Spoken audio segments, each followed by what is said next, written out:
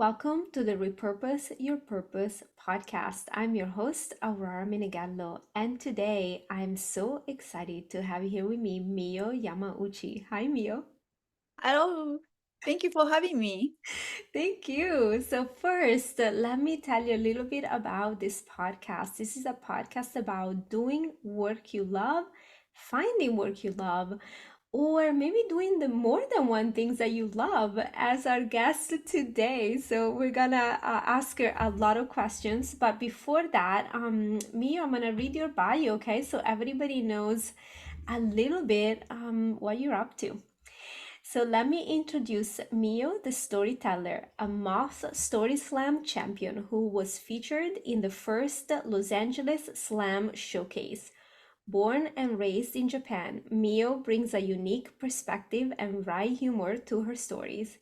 She majored in Swahili in college. Yes, seriously, but now speaks the language of computers as a programmer. Beyond writing narratives for machines, she loves crafting and performing personal stories. Her solo show, How to Be Japanese, Your Normal is Not My Normal, has entertained audiences globally, blending laughs with cultural insights. And I have to say, I've heard you speak. I am such a big fan. You have amazing stories. I'm so happy to have you here sharing some of your wisdom with us. Oh, thank you. I'm excited to be here today. So, how about we start with the storytelling? How did you end up becoming a storyteller? So, everything happens for a reason. So, this is one of those stories. Before I came to America, I thought my English would become perfect just by living here. Yeah, it didn't happen. So, because I'm a computer programmer, I don't need to talk to humans. I just talk to computer at work. Even after 5 years living here, my English wasn't improving as much as I hope it would. So I joined Toastmasters. For those who don't know, Toastmasters is an organization that help you develop your communication and leadership skills. I enjoyed the program for the first couple of years. Then I got bored because it was like watching lifetime TV dramas. After watching many of those, you know what's going to happen in the end because they follow their formulas. Don't get me wrong, their speeches and presentations are wonderful, but still, yeah, I needed a little bit stimulation for my brain.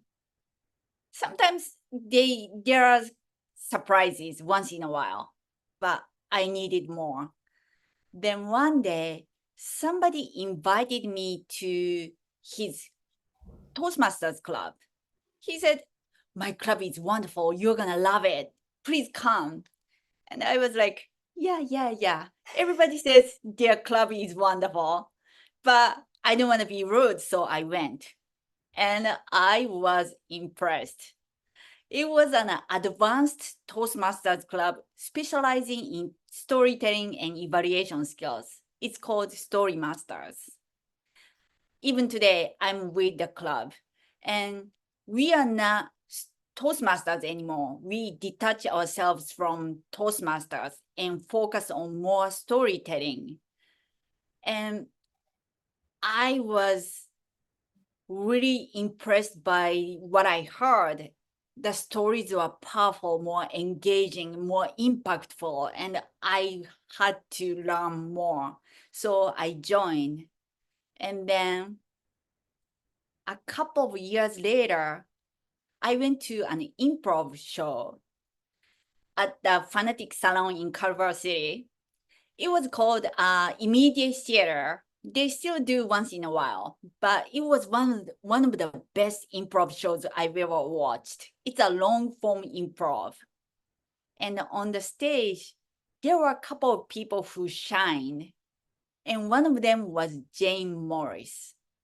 After the show, I Googled about her and contacted her and learned that she had a workshop, writing workshop every week. So I joined. I'm still with her, and she became my director for my solo show. And that's how I became a storyteller. Wow. Well, first of all, I want to put another plug for your Story Masters group because you do have the whole group whenever I've been. Like the stories are so amazing. It is really a wonderful group. But there's so many things that about what you're sharing. The first thing that, is really coming up for me is that there's something so connective about hearing people's stories. Mhm. And it's also very powerful for ourselves when we have to tell a story, especially in a group where, it challenges us to tell a good story. It can be so powerful to clarify our own thoughts. I was Mhm. wondering, like, what is the most magical part of storytelling for you? Uh, I don't know. It arouses every kind of emotions like sad, happy, excitement, and surprises. And it reminds of us of something that happened to us as well. And it's a really good stimulation in our brain. Hmm. Yeah. Yeah, wow. Okay. I am curious if so I want to ask you a question, but before that, I even have another okay, I will ask a question I was planning on asking, but there's another question that popped into my mind right now. So one of the reasons why I wanted to talk to you is that you have a job you like, you're a programmer, and you also successfully pursue another passion, storytelling. Okay, and you also take your show on the road. So I'm interested in this conversation for many, many reasons. One is that a lot of the time, I work with people that want to change careers, and a lot of the time there's sort of this thought of I can only do one thing I like, right? And the other thing is that you have two fulfilling quote unquote careers. Okay. And I'm curious, what's your relationship to that? How do you make it work? How do you think about it? Yeah, tell me more. Yeah. So I feel really fortunate to have jobs I love. So I work for UCLA and full time as a programmer. And then, which I love. I love my bosses and my projects, my coworkers. I love everything about it. And then I have side job, also programming and website development, which I really love. And then storytelling. So when you have multiple things that you love, you just need to prioritize. So my job starts at 7 o'clock in the morning and ends early so that I can focus on my side job and storytelling in the late afternoon to evening. So my day is kind of long, but I really enjoy it doing it. Do you get energy from it? Yeah. So I get energy from everybody around me and Mm. also the projects that I'm working on. And I don't get many clients for my side job because I'm kind of picky. And I pick my clients not because I need money, because I do care what they do. Mm. And they love their businesses. They care about their clients. They enjoy what they do. So I want to help them. And whenever they go to their website, the website should make them feel happy, not the headache. So I'm sure that, okay, I'm making an assumption here, but I imagine that at the beginning you might have had some insecurity about just pursuing things you like, or were you always convinced that you would be able to choose anything you like? What? Yeah, okay, okay, all right. How did you come to embrace really doing what you like and being so open to multiple things? I just pursue doing what I enjoy and what I love, but outside of me is more like insecurity. I Mm. didn't say out loud that I was a computer programmer in the beginning for many, many years. I used to say something like, yeah, I do something related to computers. I couldn't say that I was a computer programmer because I don't have a computer science major. In my introduction, I said my major was Swahili language, which is true. So I didn't start off as a computer programmer. So is storytelling because English is not my first language. And I was insecure about speaking English in public. So I didn't say that I tell stories in public. I thought, oh, maybe people might judge me, judge my English. So now, years later, I finally can say that I'm a computer programmer as well as a storyteller.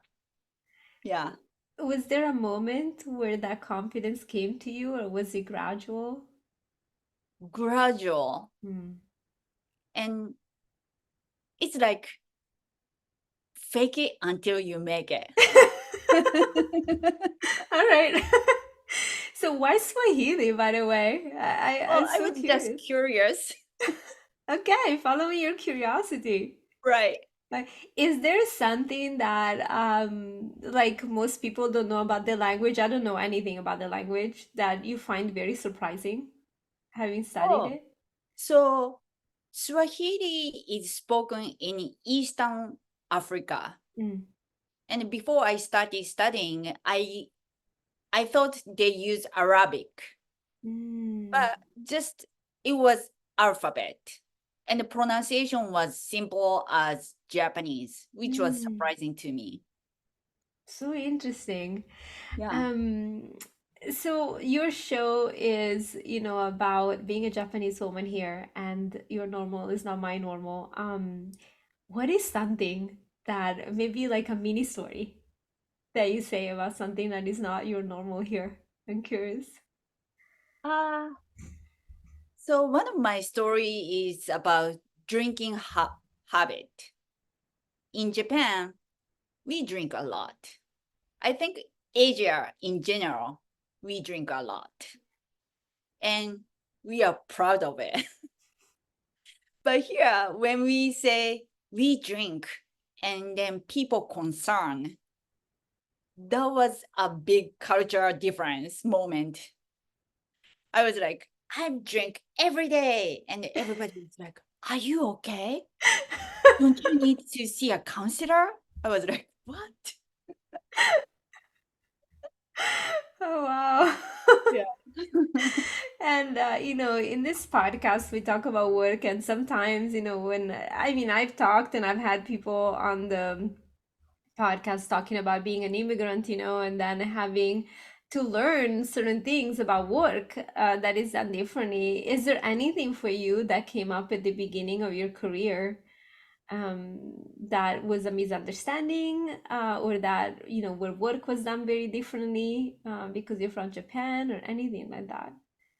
Oh, so this is also a part of my solo show. But in Japan, there are so many holidays. Mm. Every month, we have some kind of holidays. And besides the national holidays, there are like 1 week long holidays, like New Year and in the middle of August, and also the end of April to May. And most of the companies are off. So I thought the first 3 days of the New Year's are off in the world. That's the universal holidays, I thought. So for the first time when I started working, I didn't go to work on January 2nd. You just didn't go. You just thought it Yeah, was because just gonna be closed. yeah, who works on New Year's? It's the first 3 days are off to everybody. That's what I thought. That's great. All right. Wow. Okay. Let me see. Let me see what else I wanna ask you. I had a few weeks ago.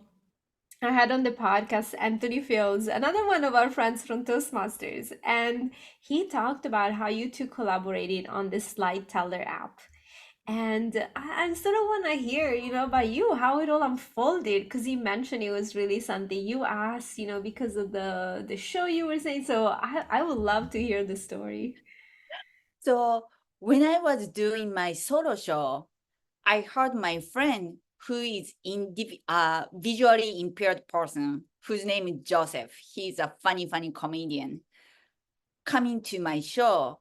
And I was touched because, the people who can't see has extra time and rides and assistance to go to a show. They need a ride. They need assistance to navigate to the venue and dressing up and getting ready. Everything takes time and effort. So I thought, oh, that's so sweet. And what can I do for him? And at first, I wanted to send a thank you card. So I contacted Braille companies. I thought it would be nice to have a thank you letter, like letter size, or even the just 3 lines. Dear Joseph, thank you for coming. Miyo, little card would be nice. But the estimate was so expensive. It was not like I thought it might be expensive, like $30, $50, but it was way more expensive. It was To beyond get my a budget. braille letter? Yeah, Oh wow, I had no idea. Okay. yeah. So I thought everything is on next. I thought everything is on YouTube. So maybe I can learn and do something about it. But then who's going to proofread? Joseph? It doesn't make sense. So that's when I went to Anthony Fields because he's really talented genius. He's a problem solver. And he said, okay, why don't we make an AI playbill that reads my program to him on his mobile so that he can understand what the show is about. And I thought, oh, that's brilliant. And we did it. And I was happy with it. And then about a year later, he came back to my solo show again. And after the show, everybody was talking about how the show got evolved and what the differences were from the previous show. And then Joseph said, because I can't see if the slide is different, I can't tell. So I thought, how can we upgrade his experience? What can we do for him? Then again, I went back to Anthony and talked about it. And then that's how Slide Terror started. That's wonderful. And Yeah. I know then you won awards for it, and you made a big difference. Thank you. But the Yeah. funny thing is that when we tested in Vancouver, Canada, one of the visually impaired people told me that not many people can read Braille. Interesting. Yeah. Okay. Mhm. Okay. So it's really important to have the audio. It's even Right. more important than what you Mhm. expected. Wow. All right. So you're a programmer and a storyteller, and we talk so much about AI now and the impact it has on language and on everything. And I'm sort of curious, what's your take on that? I have concerns about AI, but whether we like it or not, it stays.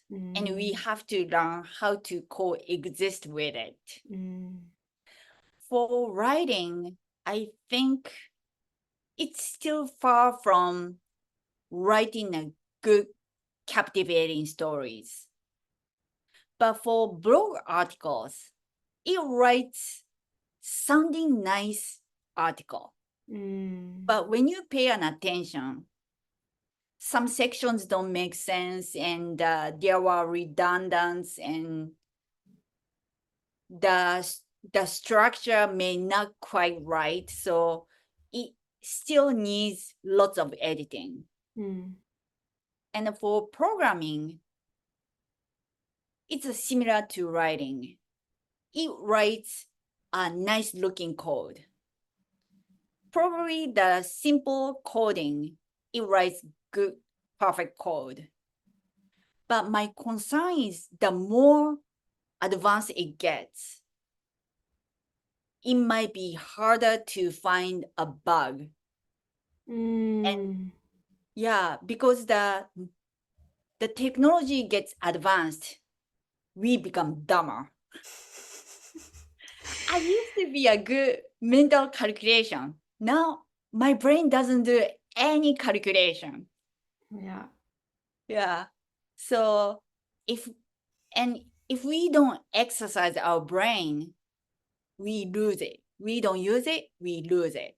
So if programmers rely on AI and don't write code, then who checks where the bug is? How the program is executed as they expect? Yeah. Yeah, I don't think about the programming end, but I can really see what you're saying, and I definitely, you know, how do you say, resonate with you. You don't use it, you lose it. Lots of that, right? Right. But I also think when it comes to storytelling, there's something about human creativity. There's Mm-hmm. something about coming with something from nothing, or do you tap into your experiences? Do you tap into a memory? Like there's so much that Mm-hmm. goes into storytelling. Right. And this idea of like we just asked AI to come up with ideas, to me, it just feels like it, I don't know, it's like there's something so amazing about the human mind and the human Mm-hmm. spirit that's beyond the mind, and Right. that would really get me. Mm-hmm. So Yeah. yeah. And even if you ask AI to write something about it, AI doesn't write from scratch. It Right. uses from somebody's ideas or somebody's stories. So it's not really original, right? Yeah, and it's kind of like, do we just want to have recycled material with from what we've come up, up until now? This is, Right. I would hope we have, as human beings, many more good ideas that would advance. Yeah. Where do you find inspiration for your storytelling? Usually something I feel weird about or something that stays with me for a long time. Hmm. Like one of my stories, I had a skin problem when I was in Japan, and I went to dermatologist who didn't do any science. He took pendulum The and pendulum. yeah, pendulum, and the pendulum tells you which creams work for me. Did it work? It did work. That's Yeah, amazing. I know, I know. Well, I guess there must be a science to that. We just haven't figured out yet if it worked. Right.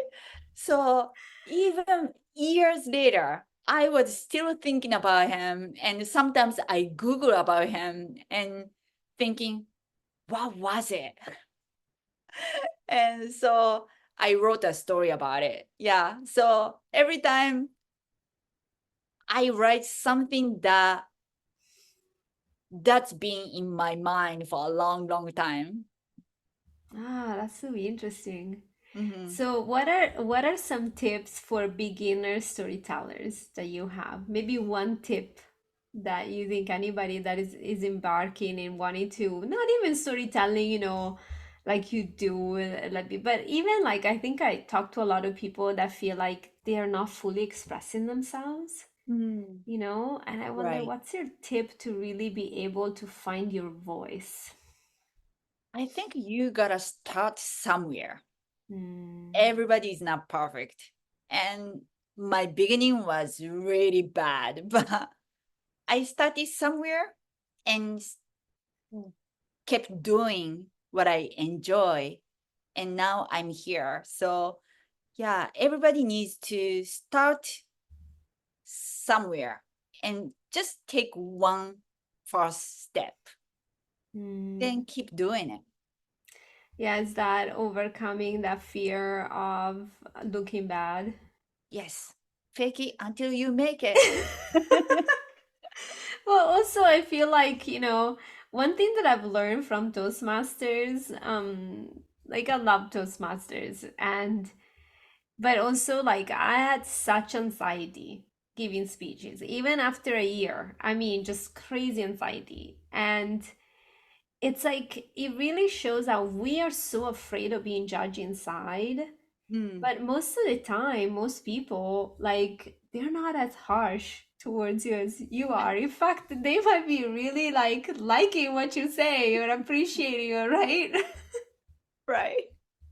That was a big thing. And I sort of had to learn that, yeah, my anxiety just comes from nothing. I just get anxious, even though everybody here is very nice, and so I just go forward and do it anyway. Right. Nobody is going to kill you. Right, but it felt like that. It felt like some sort of, yeah. Well, since we're on the topic of tips, and any tips for people that want to find something they like but they don't have it yet? Hmm.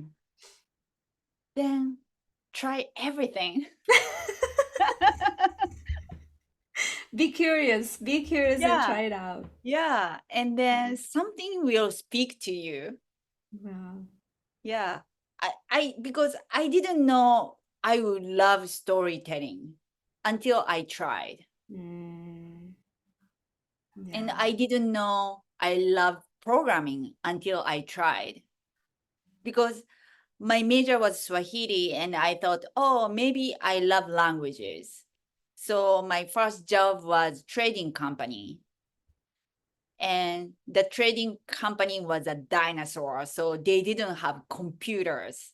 We were using typewriters. Wow. And then one day, the computer company bought out a computer company in Singapore. The trading company bought out a computer company, and they imported computers from Singapore to Japan to sell. And then they hired computer people. And I was fascinated by everything I saw, and even the screensavers was so amazing. Then Wow. I started reading somebody's code and then started learning programming, and then eventually I switched job.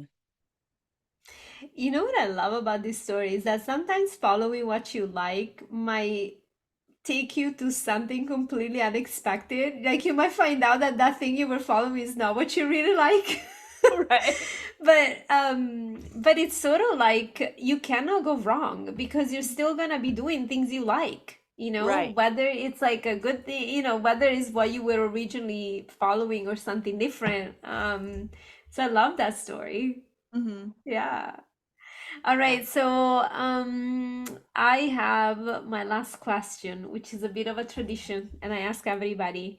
Because a lot of the time I talk to people about inner wisdom, and I'm a big believer that we have something inside ourselves that it's our own guidance. And so I like to always ask during the podcast, do you have inner wisdom? What does inner wisdom mean to you? I think inner wisdom is the gut feeling.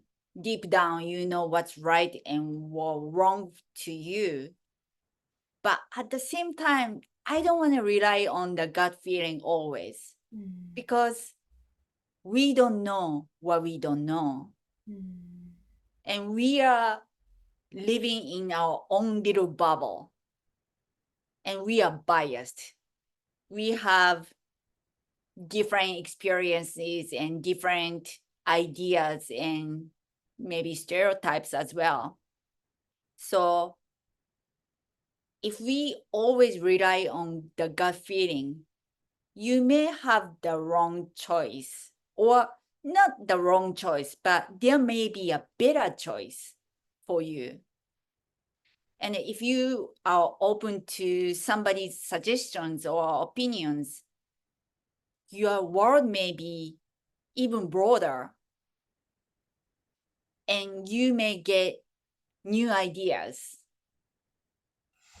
I love it. I think you're pointing to something. I wrote a blog post about this. You're pointing to something that sometimes we confuse our feelings for real intuition. Mm, It's like we confuse, like the feeling we might get about something from real gut feeling that comes from a knowing that's beyond. mm, Would mhm. that make sense? So I love Yeah, this sort of sometimes you just have to be with nothing. Like right. I don't know. Yeah, I love that. It's so wonderful. All right, Mio, do you want to tell us any other story or anything else before we wrap this up? Any other story? What can I tell? So I'm working on my second solo show right now. The title is I already decided my title, which is How to Die in Japan. How to die in Japan? Yeah, it'll be a Wow. dark comedy.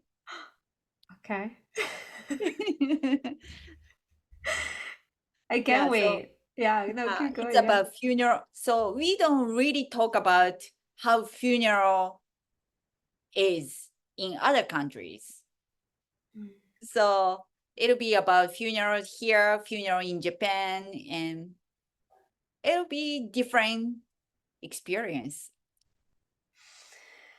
Wow. I can just imagine the multi-layers that would be Mhm. in that show. I'm definitely coming. Anybody who's in Los Angeles, make sure to catch me your shows. Maybe I'll see you there when I go as well.